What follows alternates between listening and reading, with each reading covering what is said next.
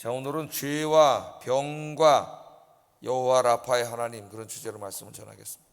여호와 라파는 무슨 말이에요? 여호와 라파, 치료하시는 하나님이죠. 치료하시는 하나님. 그러니까 우리 인간 세상에서는 의사들이 치료하죠. 그런데 진짜로 병을 치료하시는 분은 누구예요? 하나님이세요. 하나님이 의사세요.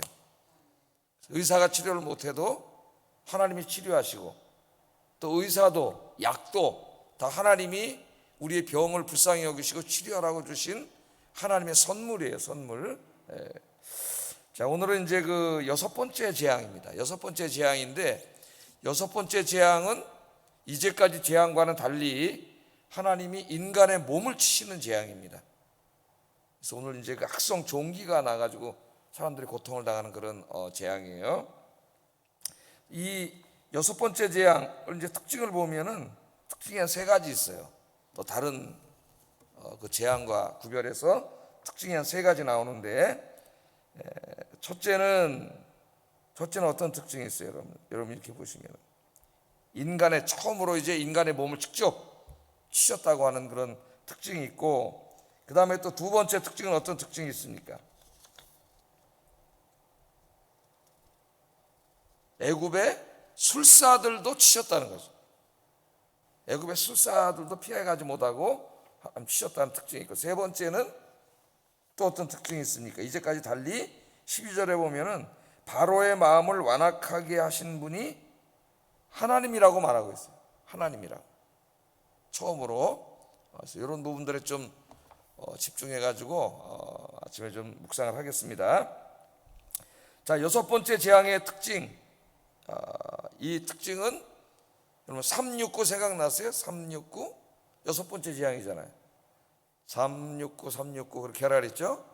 그럼 이거는 뭐예요? 하나님이 경고 없이 재앙을 내린 그런 재앙이죠. 그래서 이 패턴을 보면은 1, 2 두 번 재앙 경고를 하고 경고를 하신 다음에 재앙을 내렸지만은 그 다음에도 순종하지 않은 세 번째는 경고 없이 하나님 재앙을 내리시고, 또 네 번째, 다섯 번째 경고를 하시고 재앙을 내리신 다음에 여섯 번째에 가서는 또 오늘 경고 없이 재앙을 내리세요. 그 다음에 또 일곱 번째, 여덟 번째 경고하시고 재앙을 내리시고, 아홉 번째 또 경고 없이 재앙을 내리십니다. 그런 특징이 있다는 거 이미 우리가 공부를 했어요. 자, 그래서 하나님이 이 말씀을 보면 강력하게 경고를 하신다 그랬죠. 어제도 말씀을 드렸지만 하나님의 경고는 사랑이라 그랬죠. 하나님의 사랑. 하나님 우리에게 재앙을 내리시기를 기뻐하시는 게 아니고, 우리가 회개하고 돌아와서 하나님이 복받고 살기를 원하세요. 그게 바로든지 애굽 사람이든지 누구든지 하나님이 회개할 기회를 주시는 거죠. 그러나 계속 이렇게 완강하게 거부할 때는, 하나님 경고를 하시는데도 계속 거부할 때는 경고 없이 하나님의 재앙이 내릴 수 있다는 것을 성경은 우리에게 보여주고 있습니다. 자, 이제 이 직접 몸을 치셨는데 8절 10절 다시 한번 읽어보겠습니다. 시작.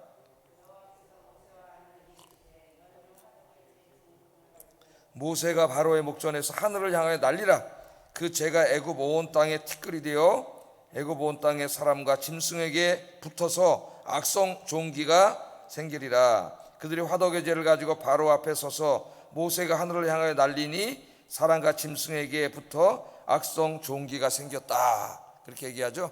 경고가 없습니다. 대뜸 바로 앞에 가서 화덕에 그 뭘 태우고 남은 재들을 가지고 하늘로 뿌렸어요. 뭐 네가 하나님이 이렇게 너에게 말씀하셨다. 내 백성을 광야로 보내서 예배하도록 말씀하셨다. 네가 만일 지키면은 이런 재앙이 내리지 않지만 하나님 말씀에 순종하지 않으면 재앙이 내릴 것이다. 이런 경고가 없습니다. 그냥 가서 화덕에 재를 하늘로 뿌렸더니 그 재가 티끌이 돼가지고 애굽 천역에 날아가가지고 사람 피부에 닿아서 사람 몸에 악성 종기가 생겼다고 하는데, 이 악성 종기는 쉐힌이라는 히브리 말인데 레위기 13장 18절에 있는 악성 피부병이라고 생각하면 될 것 같습니다. 악성 피부병이 생겨서 막 이렇게 종기 같은 게 튀어나오고 막 이런 게 막 온몸에 막 한번 생겼다 생각해 보세요. 똑같은 병인지 아닌지는 모르지만 욥이 나중에 이제 그 피부병에 걸려가지고 견딜 수가 없어서 기왓장으로 자기 몸을 막 긁으면 어떻게 되세요? 피가 나고 막 살 수가 없겠죠. 악성 종기를 이제 치셨는데요. 이제까지 재앙들은 뭐 나일강이 피로 변하거나 또는 뭐 개구리 또는 이 파리 가축 재앙들은 고통스러웠지만 조금은 피할 길이 있었고 또 가축들이 많이 죽었지만 다 죽은 건 아니에요. 그러나 이 피부에 악성 종기가 생기는 피부병은 피할 길이 없었습니다. 피할 길이 없어요. 모든 사람이 이제 막 다 견딜 수가 없는 거예요. 자, 애굽 모든 사람들이 몸에 이 심한 피부병과 종기가 생겨서 고통을 겪는 모습을 보면서 우리는 깨닫지 못하면 하나님이 때로는 인간의 몸을 직접 치시기도 하신다는 것을 우리가 깨닫게 됩니다. 그래서 오늘 아침에는 좀 본문의 배경을 좀 넘어서서 죄와 병과의 관계를 신학적 성경적으로 간단하게, 새벽 시간이니까 길게는 못하지만은 간단하게 좀 생각해 보고 싶습니다. 우리 인간 사회에는 병이 없으면 좋겠는데 병이 있어요. 어떤 사람들이 잘 모르고 하나님이 창조하신 이 선한 세상에, 그리고 하나님이 섭리하시는 이 세상에 왜 병이 있습니까? 그렇게 물어보는 사람이 있어요. 하나님은 선하신 하나님 아닌가요? 완전하신 하나님 아닌가요? 그 하나님 만드신 세상은 선한 세상 아닌가요? 아니, 그 하나님이 지금도 통치하고 계시다면서요. 매일매일 이렇게 택하신 백성들의 삶 속에 순간순간 졸지 않고 주무시지 않고 지켜주신다면서요. 그런데 왜 인간에게 병이 있죠? 다양하게 이제 이런 궁금증을 가지고 물어보기도 합니다. 여러분, 이 하나님이 창조하신 세상에는, 원래 창조하신 세상에는 병이 없어요. 그 사람이 질문했듯이 하나님은 선하신 하나님, 완전하신 하나님, 완전한 세상이죠. 병이 없습니다. 죽음도 없고 병도 없고 그런 세상이었어요. 그러나 이 병이 언제 생겼어요? 인간이 죄를 지으면서 인간 세상에 병이 들어오게 됐습니다. 죄가 죽음과 병과 인간의 모든 실존적인 고통을 가져온 거예요. 그러니까 하나님이 만드신 게 아니에요, 질병이. 우리 인간의 죄 때문에 이 땅에 들어온 것이 바로 병이라는 것. 그래서 인간 세상에는 병이 있고, 그죠? 그 병이 있는 인간 세상에 살아가는 한 모든 사람들은 누구나 병에 걸릴 수 있다. 일반적인 이야기입니다. 그렇다고 뭐 죄진 모든 사람이, 전 인구가 다 병에 걸리는 거 아니죠? 엄청나게 많은 병이 있지만 상당수의 사람들은 건강하게 살고 많은 사람들은 병에 걸리죠. 지금 여러분 병원을 보시면 우리나라에 이렇게 많은 병원이 있는데 그 병원에 입원실이 없잖아요. 기다려야 돼요. 뭘 수술 한번 하려고 하면 몇 달을 기다려야 돼요. 그렇게 환자가 많고 병이 많아요. 근데 이제 하나님께서 이 땅에 재림하셔갖고 우리 주님이 이 땅에 하나님 나라가 이루어지면 병이 다 없어지는 줄로 믿습니다. 요한계시록에 나오잖아요. 21장에 모든 질병에서 다시는 아픈 게 없어요. 하나님의 나라가 임하면. 자, 이런 가운데 우리가 살아갑니다. 우리 그리스도인들도 인간의 죄를 지어서 원죄의 질서, 죄와 사망과 질병의 고통이 가득 차 있는 이 절망적인 세상 속에서 우리가 구원받았기 때문에 구원이 완전히 이루어지기 전까지 우리도 그 안에서 사는 거예요. 질병 가운데 삽니다. 그래서 우리가 병에 걸릴 수 있어요. 자, 그러면 죄 때문에 병이 들어왔으니까 그럼 모든 병은, 병든 사람은 특별히 그 사람이 어떤 죄를 더 많이 져서 죄의 결과이냐, 그렇게 우리가 한번 생각해 볼 수가 있는데요. 성경은 우선 모든 질병이 다 죄의 결과라고 말하지는 않습니다. 예를 들면 아까 제가 말씀드린 욥 같은 사람은 당대 최고 의인이라 그랬어요. 하나님을 경외하고 말씀대로 순종하는데 욥만큼 의인이 없었어요. 그러나 그 사람은 최고 힘든 병에 걸려서 기와장으로 몸을 긁지 않으면 견딜 수가 없는 병에 걸렸습니다. 죄 때문에 욥이 병에 걸린 게 아니라 하나님의 욥을 향하신 정말 오묘하고 선하신 뜻을 이루시기 위해서 그 병을 허용을 하신 것이죠. 또 신약 성경에 보면 제자들이 앞을 보지 못하는 소경을 보면서 요한복음 9장에 물어봅니다. 저 사람이 왜 저렇게 됐습니까, 예수님? 누구의 죄 때문에? 어떻게 물어봐요? 누구의 죄 때문입니까? 그러잖아요. 우리가 보통 생각하는 거예요. 그 사람의 부모의 죄 때문에 저 사람이 저렇게 됐습니까? 아니면 자기 자신의 죄 때문에 저렇게 됐습니까? 그랬더니 예수님이 여기 대답을 하셔요. 9장 3절, 요한복음 9장 3절 한번 읽어보겠습니다. 요한복음입니다. 시작. 그 부모의 죄로 인한 것이 아니다. 그에게서 하나님이 하시는 일을 나타내고자 함이라. 그 사람의 부모의 죄 때문에 저렇게 된 것도 아니고, 그 사람의 죄 때문에 그렇게 된 것도 아니고, 저 사람을 통해서 하나님의 영광을 드러내기 위한 특별한 뜻이 있으셔서 저 사람이 저렇게 된 거다. 우리 예수님이 그렇게 말씀을 하셨습니다. 또 위대한 사도 바울도 자기가 고백한 대로 평생 병을 가지고 있었어요. 사탄의 가시라고 자기가 그렇게 얘기를 했죠. 너무 힘들어서 하나님 앞에 기도했는데 하나님이 내 은혜가 내게 족하다, 고쳐주지 않으셨다 그랬어요. 그 병을 평생 안고 살았어요.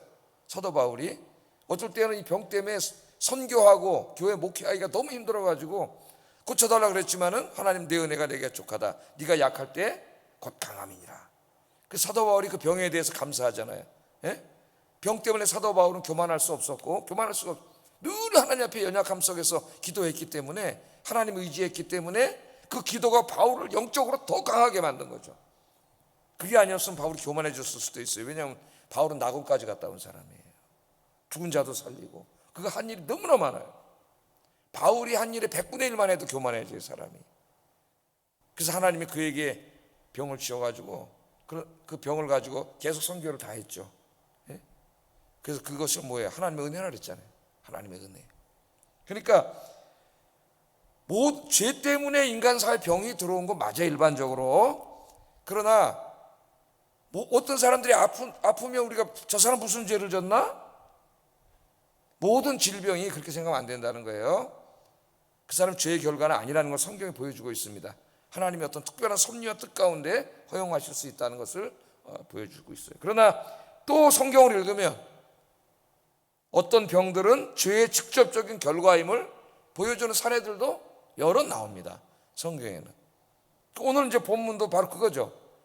바로가 하나님 말씀을 어기고 불순종하고 거역하고 그렇게 했기 때문에 하나님 치신 거잖아요. 병을 주신 거죠. 고린도전서 나중에 11장에 보면은 성찬식에 대해서 가르칠 때 고린도 교회 안에 성찬식에 참여하면서 그 거룩한 성찬식을 거룩하게 참여하지 않고 그냥 막 세상에 죄 짓다가 와가지고 그냥 막 마시고 먹고 이런 식으로 참여한 사람들이 하나님이 치셔서 많은 사람들이 병에 걸렸다. 그렇게 사도 바울이 이야기하고 있어요. 성찬식 이제 요새 우리가 못해서 안타까운데, 예? 그 많은 사람들 하나님 치셔서 병에 걸렸다고 그렇게 이야기를 하고 있습니다. 그래서 어떤 병은 하나님이 우리를 깨닫게 하기 위해서 직접 죄의 결과로 병을 주실 때도 있다. 성경이 이걸 다 이야기하고 있어요.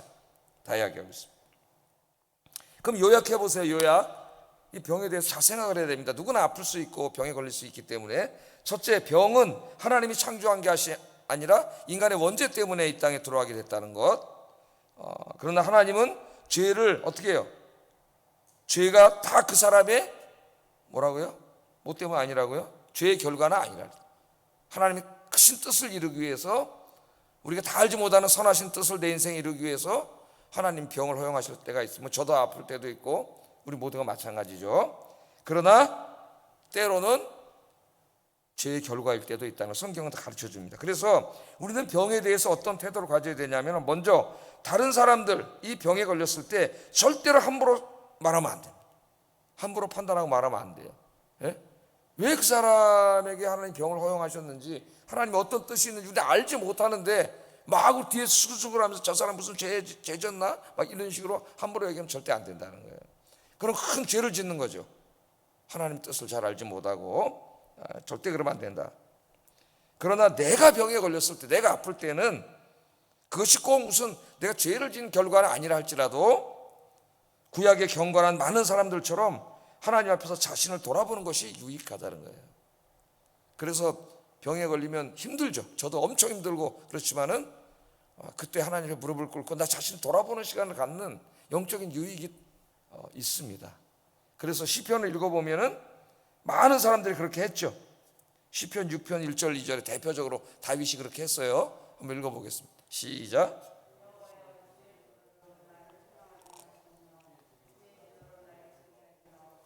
여호와여, 내가 수척하여 싸우니 내게 은혜를 베푸소서. 여호와여, 나의 뼈가 떨려오니 나를 고치소서. 뼈가 쑤시는 고통이 있었는데 나를 고쳐달라고 이야기하기 전에 이것을 여호와여, 주의 분노로 나를 책망하지 마시고 주의 진노로 나를 징계하지 말아달라고 하는 기도를 하는 거예요. 그 자기의 그 아픔이 뼈가 쑤시는 고통, 이 질병, 자기의 죄 때문이라고 생각하고 자기를 돌아보고 회개하는 거죠. 다윗이. 그렇게 된다면 우리가 병으로 잠깐 고통당하고 아플 수 있지만 하나님 앞에 자기를 돌아봄으로써 굉장히 영적으로 이것이 유익하게 되고, 그건 저도 마찬가지입니다. 저도 마찬가지였어요. 저희 어머님 살아계실 때, 저 어렸을 때는 제가 여기 나가서 뼈가 부러지고, 지금도 이게 잘 안 돼가지고 지금 아프기도 한데, 뼈가, 제가 다치면 우리 어머님이 저쪽에서 회개기도 하고 계셔요. 회개기도. 제가 어렸을 때 그걸 봤어요. 내가 하나님 기도 안 해가지고 우리 애가 저렇게 다쳤습니다. 그런 모습을 봤죠. 뭐 그래서 하나님, 우리 어머니가 기도 안 했다고 나를 뭐 부러뜨렸겠습니까마는, 자신이 그렇게 돌아보면, 자신을 돌아보는 것은 굉장히 영적인 유익이 있다고 하는 것입니다. 자, 우리가 이 병에 대해서 이제 이 병으로 하나님 치셨는데, 애굽 사람들을, 나중에 출애굽기 15장에 가면 우리가 좀 더 공부하다 보면 6장만 넘기면 하나님께서 이스라엘 백성들에게 자신을 소개하실 때에 치료하는 하나님이라고 소개를 하셔요. 출애굽기 15장 26절 한번 읽어보겠습니다. 시작. 나는 너희를 치료하는 여호와임이라. 아멘. 자, 3장에서는 나는 스스로 있는 자다, 이렇게 하나님 소개. 6장에서는 나는 야훼 하나님이다, 여호와 하나님이다, 그렇게 소개해 주셨는데, 15장에 가면 나는 너희를 치료하는 하나님이다. 그래서 너희가 나를 경외하고 섬기면 애굽에 있는 질병 하나도 너에게 내리지 않겠다. 혹시 병에 걸리면 다 하나님 치료하는 하나님이기 때문에 하나님이 어떻게 하셔요? 치료하시는 하나님. 잊지 마시기 바랍니다. 어떤 형태로든 이 땅에 살아가면서 병 한 번도 안 걸리는 사람은 없다. 그게 어떤 이유든지, 하나님이 어떤 섭리 가운데 이루어지든지 다 우리는 아프고, 뭐 감기도 걸리고, 또 넘어져 다치기도 하고, 그죠? 더 큰 병에 걸리기도 하고, 암에 걸리기도 하고, 우리 다 모든 병이 있죠.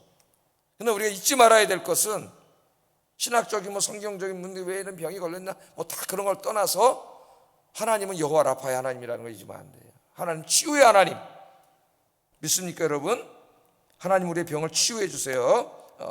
그래서 우리는 아픈 사람을 위해서 기도하는 기도의 치료자가 돼야 됩니다. 하나님 그 사명을 우리에게 주셨어요. 자기가 아플 때는 자기에게 손을 얹고 기도하세요. 그러면 여러분의 손이 치유의 힘이 되는 거예요. 우리나라에 이게 잘못 들어와가지고, 고린도전서 12장에 보면 은사를 나눌 때 치유의 은사, 그래, 그걸 갖다 신유의 은사 그래가지고, 이걸 과대 확장해가지고 어떤 사람은 신유의 은사를 받아가지고 아픈 사람은 손만 얹으면 병이 난다고 하는 이런 미신과 같은 이야기를 하는 사람들이 있어요.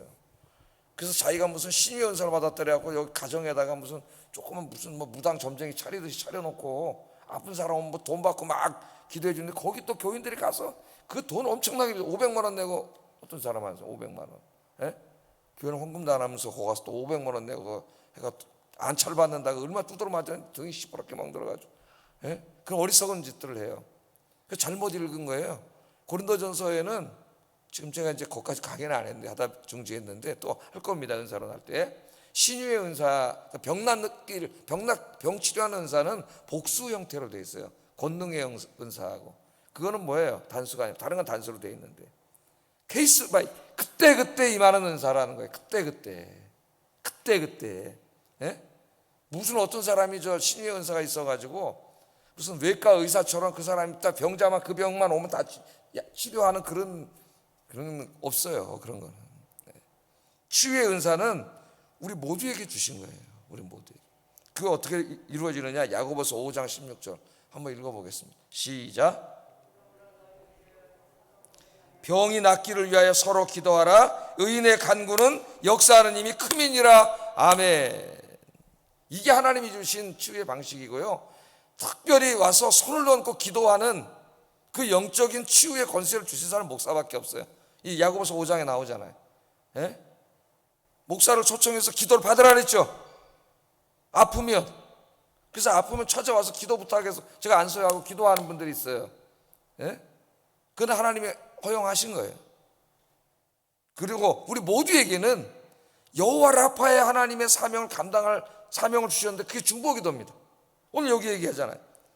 그래서 우리가 금요일날 환자들을 딱 적어놓고 여기서 우리가 중보기도하는 게 이 하나님 말씀 때문에 하는 거예요. 왜? 의인의 기도는 역사하는 힘이 많으니라. 아멘.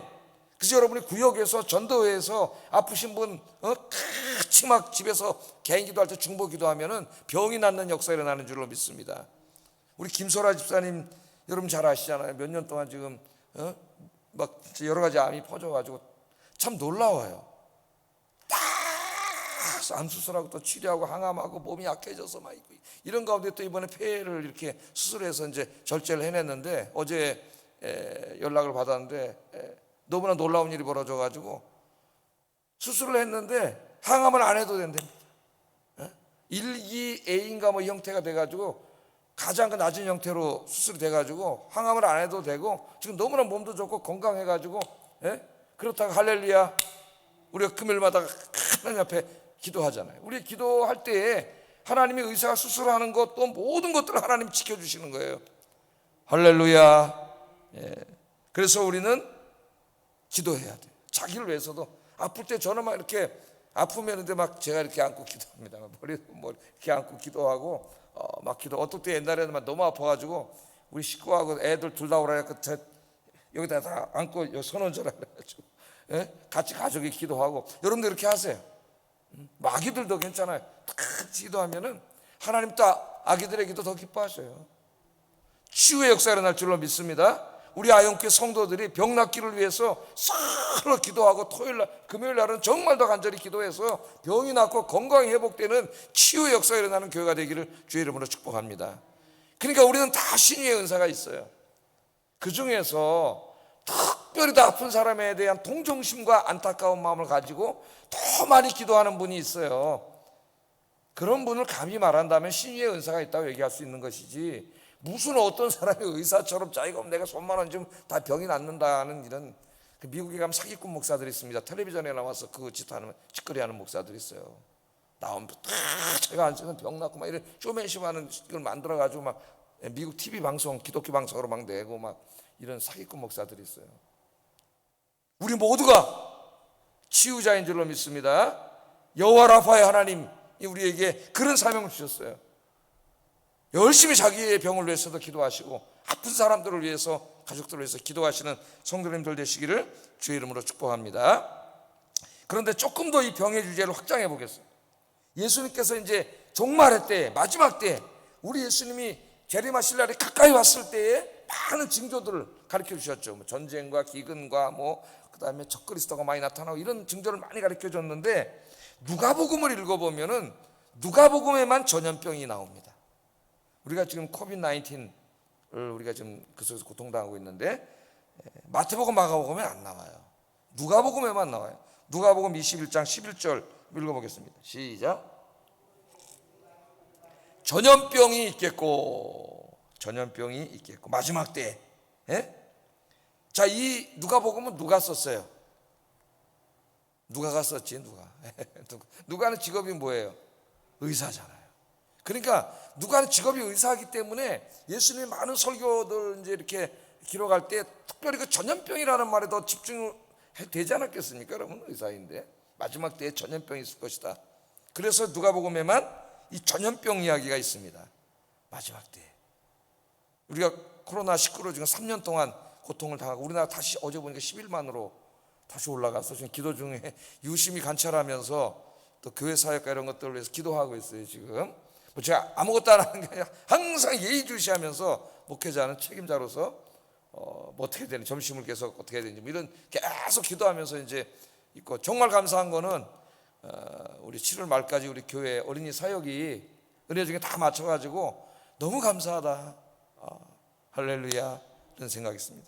마지막 때에 전염병. 그러니까 지금 이 10가지 재앙이 상당히 많은 그 모티프가요, 요한계시록에 그 7인 재앙이 있고 나팔 재앙이 있고 대접 재앙이 있잖아요. 여기에 상당수가 나타납니다. 그중에 전염병도 하나예요. 그러니까 우리 코비드-19을 맞이하면서 자기가 무슨 조금 지식인치 않은 그런 신학자나 목사들이 하나님의 무슨 그 관계가 무슨 관계가 있냐고 있다고 얘기 자꾸 하는데, 제가 늘 얘기하잖아요. 이 지구에 몇 억이, 3억인가 얼마가 지금 이 병에 걸려서 고통을 당하고 수백만 명이 죽었는데 무슨 하나님하고 관계가 없다고, 이런 말도 안 되는 그런 얘기를 하고 있어요. 우리는 예의주시해야 돼요. 마지막 때 전염병이 창궐한다 그랬습니다. 어쩌면 하나의 모습을 보여주는지도 몰라요. 그럴 때일수록 이 전염병 얘기를 하면서 뭐라 그랬어요? 더욱 깨어서 경성하라 그랬어요. 신앙에 잠을 자지 말고 깨어서 경성해서 신앙생활하라 그랬습니다. 천기는 분별할 줄 알면서 시대의 증조는 분별할 줄 모르냐고 예수님 책망하셨잖아요. 이런 코비드-19 가운데서 아무것도 배우지 못한다면 그건 정말 어리석은 사람. 너무나 안타까운 것은 그 가운데 깨어서 경성마에서 신앙생활하라 했는데 점점 신앙에서 멀어지는 사람이 있다는 거예요. 알곡과 축제이가 갈라지는 겁니까? 너무 안타깝죠. 깨어서 경성해서 더욱더 기도하시는 여러분 되기를 주의 이름으로 축복합니다. 이거 하나 하다 보니까 31분 됐네. 세 가지 특징을 얘기했는데 간단하게 하면 되죠. 두 번째는 이 종기 재앙은 애굽의 술사들도 피해갈 수 없었다는 거예요. 11절 한번 읽어보겠습니다. 시작. 악성 종기가 요술사들로부터 애굽 모든 사람에게 생겼습니다. 이제까지는 그들도 왕한테 와가지고 좀 물 떠가지고 물도 좀 피로 바꾸는 눈속임으로 다 했지만 뭐 깨구리도 만들어내고, 물론 이는 못 만들어냈어요. 뭐 이렇게 이제 했지만 오늘은 자기들이 그냥 다 두드러 맞아가지고 똑같이 이렇게 되니까 이제까지 자기들이 무슨 여호와 하나님의 선지자인 모세가 동등한 선지자인처럼 막 그렇게 행세를 하다 자기들이 다 피부병에 걸리니까 나타나지도 못했다 그랬어요. 그래서 여러분, 이단이 창궐한 것 같지만 하나님께서 그 거짓을 드러내셔요. 심판하셔요. 그래서 저 베레아로 몇십 년 동안 사람들을 미혹하던 김기동 목사가 성추행으로 이제 붙잡혀갖고 저 이재롱 목사 만민중앙교 다 어디 갔어요? 깜빵에 갔잖아요. 깜빵에 들어가 있잖아요. 그래서 꼼짝 못하게 만들어 놓으셨잖아요. 지금 신천지가 극성을 부려도 곧 하나님이 다 꼼짝 못하게 만들어 놓으실 줄로 믿습니다. 거짓과 이단이 영원하지 못하다는 거. 근데 마지막 하나 더 이제 생각해 볼 주제가 12절이에요. 하나님이 바로의 마음을 완악하게 하셨다. 이것은 사실은 상당히 중요한 신학적인 주제인데 한번 읽어보겠습니다. 시작.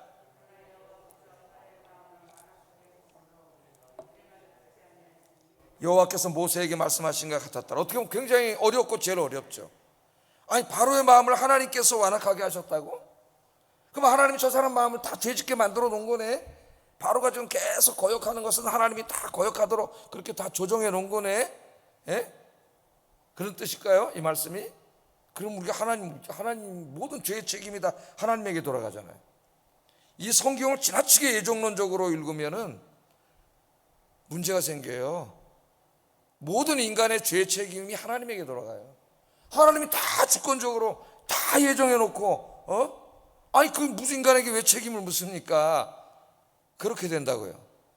우리 칼빈주의 중에 칼빈이 죽은 다음에 칼빈의 제자들이 이제 막 나타나가지고 칼빈의 신학을 이렇게 이제 집대성하는 일이 벌어집니다. 그러니까 종교개혁 이후에 정통주의 시대가 오는데, 정통주의는 뭐냐면 이제 교리를 이렇게 집대성하는 시기예요. 루터의 그 교회들은, 제자들은 루터의 신학을 집대성하고 이러면서 이제 교단이 막 생겨나요. 교리가 생겨나면서.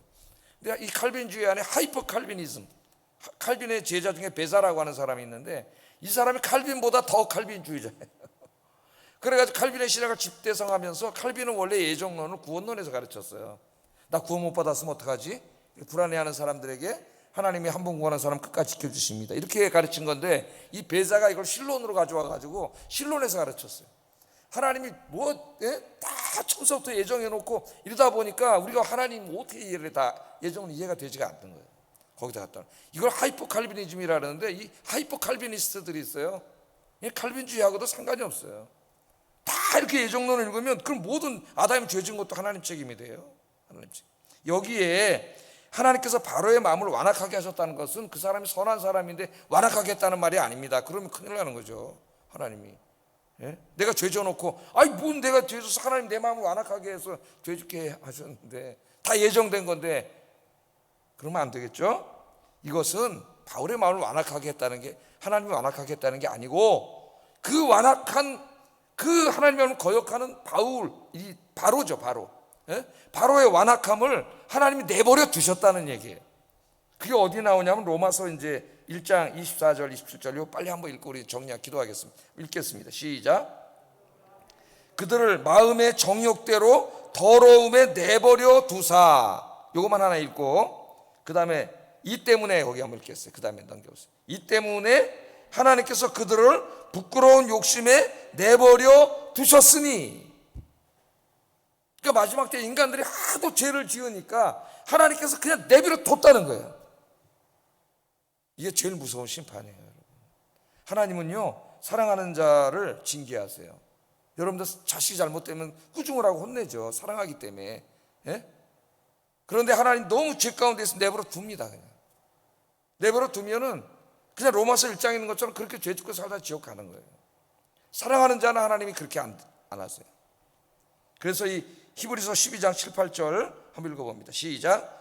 너희가 참으면 징계를 받기 위함이라 하나님이 아들과 같이 너희를 대우하시나니 어찌 아버지가 징계하지 않는 아들이 있으리요. 징계는 다 받는 것이거늘 너희에게 없으면 사생자요 친아들이 아니라. 무릇 징계가 11절에 징계가 당시에는 즐거워 보이지 않고 슬퍼 보이나 후에 그로 말미암아 연단받는 자들은 의와 평강의 열매를 맺느니라. 그러니까 하나님이 내가 잘못된 길로 갈 때 나를 깨닫게 하시는 것은 하나님의 은혜예요. 하나님의 사랑이에요. 하나님의 사랑. 여러분들 하나님이 나를 깨닫게 하실 때에 하나님 나를 사랑하시는구나. 내가 주님 앞으로 돌아와서 하나님 잘 섬기고 복받고 살기를 원하시는구나 깨닫고 감사하면서 돌아오시기를 주의 이름으로 축복합니다. 기도하겠습니다. 자, 두 가지만 기도하겠습니다. 육신의 고통 속에서 하나님을 더 깊이 만나게 하시고 내 주변에 병든 사람들을 위해서 여호와 라파의 하나님께 기도하게 하소서. 두 번째, 하나님의 징계는 나를 향하신 하나님의 사랑임을 깨닫고 감사하며 하나님의 사랑의 품으로 돌아오게 하소서. 기도하겠습니다.